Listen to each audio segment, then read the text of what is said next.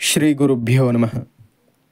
సదాశివసమారంభాం శంకరాచార్యమధ్యమాం అస్మదాచార్యపర్యంతాం వందే గురుపరంపరాం. ప్రతిరోజు పరమాచార్య స్వామి వారిని దర్శించడానికి వచ్చే అశేష ప్రజల్లో ఆర్తులు అర్ధార్తులు ఎందరో ఉంటారు. ఒకరికి రోగం నయం కావాలి, ఒకరికి దరిద్రం పోవాలి, ఒక యువతికి వివాహం కావాలి, ఒక యువకుడికి ఉద్యోగం రావాలి, ఒక తండ్రికి బిడ్డలు కలగాలి, మరొకరికి వ్యాపారం కలిసి రావాలి. ఎన్నో కోరికలు స్వామివారి అనుగ్రహంతో భక్తుల కర్మ విపాకం కావడంతో వారి కోరికలు నెరవేరుతూ ఉంటాయి. అయితే వీటన్నింటినీ మించినది, ఉత్తమోత్తమైనది మనిషి ప్రకృతిని మార్చివేసి పరమ నాస్తికుని భగవద్భక్తునిగా చేయజాలినది మహాస్వామి వారి దివ్యశక్తి. అందుకు ఒక నిదర్శనం చెబుతాను, వినండి. అప్పుడు నేను భద్రాచలానికి 2 మైళ్ళ దూరాన బిల్వవనంలో నివసిస్తున్నాను. ప్రకాశం జిల్లా పర్చూరు కాపురస్థుడు శ్రీ గండు సిద్ధయ్య అనే వ్యక్తి దగ్గర నుండి నాకు ఒక ఉత్తరం వచ్చింది. కొందరు పెద్దలను సన్మానించడానికి తమ ఊరిలో ఒక సభ ఏర్పాటు చేస్తున్నానని, ఆ సభకు వచ్చి తమ సన్మానాన్ని అందుకోవలసిందిగా మరీ కోరుతున్నానని ఆ ఉత్తరంలో ఉన్నది. సిద్ధయ్య గారెవరో అంతకు పూర్వం నాకు తెలియదు. ఎందుకు నాకు ఈ సన్మానం తలపెట్టారో కూడా నాకు తెలియదు. అదీగాక ఆయన గారు సన్మాన సభకు నన్ను ఆహ్వానించిన నాడే భద్రాచలంలో శ్రీరామచంద్రస్వామి వారి దేవాలయం ధర్మకర్తల సమావేశంలో నేను పాల్గొనవలసి వచ్చింది. ఈ కారణాలన్నింటినీ పురస్కరించుకొని పర్చూరులో జరిగే సన్మాన సభకు రాలేకపోతున్నాను, నన్ను క్షమించండి అంటూ సిద్ధయ్య గారికి జాబు రాశాను. అయినా ఆ సిద్ధయ్య గారు నన్ను వదలలేదు. సభకు చాలా పెద్ద ఎత్తున సన్నాహం చేశామని, చుట్టుప్రక్కల గ్రామాల్లో కూడా తెలియజేశామని, ఇలాగైనా వీలు చూసుకొని ఒక్క పూట పర్చూరులో ఉండవలసిందని, ఏ కారణం చేతనైనా అది సాధ్యం కాకపోతే ఫోటో అయినా పంపించవలసిందంటూ గట్టిగా పట్టుకున్నారు సిద్ధయ్య గారు. ఆ ఉత్తరం చదువుకొని కాస్త మెత్తబడ్డాను.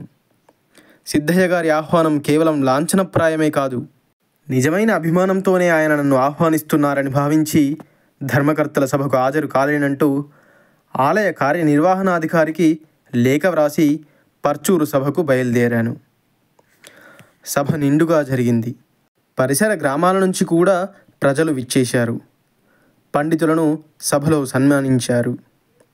అయితే ఆంధ్రప్రభ సంపాదక పదవి నుంచి విరమించుకొని భద్రాచలంలో సీతారాములను సేవించుకుంటూ రాజకీయాలకు, పత్రికా రంగానికి, ప్రజా జీవితానికి దూరంగా ఉన్న నన్ను ఈ సిద్ధయ్య గారు ఇంత పట్టుబట్టి పర్చూరుకు ఎందుకు రప్పించాలి? అసలు నాకు ఈ సన్మానం ఎందుకు తలపెట్టాలి? ఈ ప్రశ్నలకు సమాధానంగా ఒక కథ ఉన్నది. ఆ కథ శ్రీ గండు సిద్ధయ్య గారికి, ఆయన రాజకీయాలకు, ఆయన జీవితంలో జరిగిన కొన్ని వింత పరిణామాలకు సంబంధించినటువంటిది. ఆ కథ ఏమిటంటే, శ్రీ గండు సిద్ధయ్య గారు పర్చూరులో పేరు మోసిన కమ్యూనిస్టు. ఒక్క పర్చూరులోనే కాక చుట్టుప్రక్కల ఆ ప్రాంతమంతట్లో కమ్యూనిస్టు పార్టీ ప్రధాన కార్యకర్తగా ఈయన పేరు మారుమ్రోగుతూ ఉండేది. భయమో భక్తో ఆ రోజుల్లో సిద్ధయ్య గారి మాట పార్టీలో, ప్రజల్లో బాగా చలమణి అవుతుండేది. ఒకనాడు సిద్ధయ్య గారు హోటల్లో కూర్చొని కాఫీ సేవిస్తూ ప్రభ ఆదివారం పత్రిక చూస్తున్నారు. అందులో కంచి కామకోటి పీఠాధిపతి శ్రీ శ్రీ శ్రీ చంద్రశేఖరేంద్ర సరస్వతి స్వామివారి ఫోటో ఆయన కంటపడింది.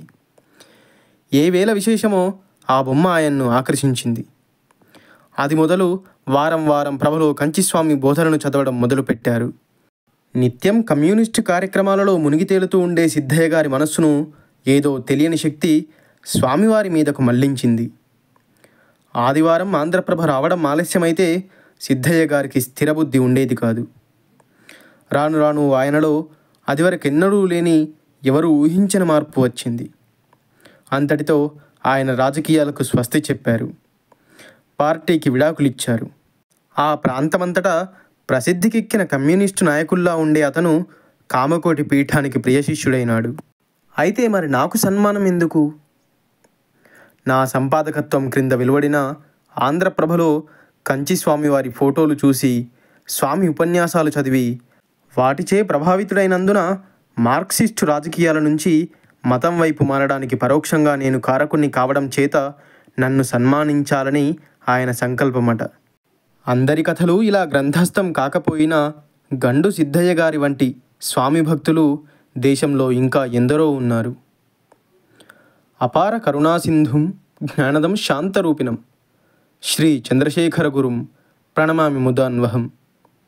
సర్వం శ్రీ గురుదివ్యచరణారవిందార్పణమస్తు.